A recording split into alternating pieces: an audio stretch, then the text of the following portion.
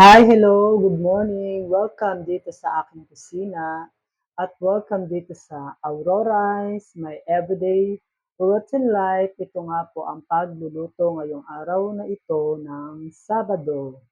So welcome. Ang aking menu for today is sinigang na baboy.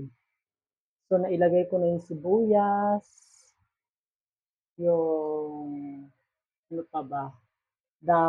Siling green, yung baboy, yung sinigang sa sampalok, at ang pinakahuli kong ilalagay is yung tangkay ng kangkong at ang talbos ng kangkong.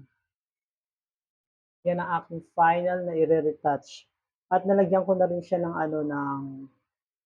asin or ng other spices para habang kumukulo siya, mas na-absorb niya na mas na-absorb na ng laman o ng baboy yung ingredient, ibig sabihin, or yung seasoning. Ngayon ako kapag nagluto ng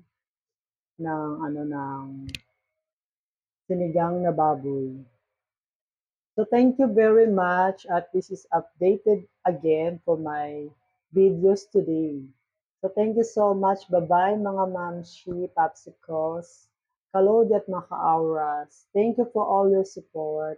Happy weekend. Bye. Thank you.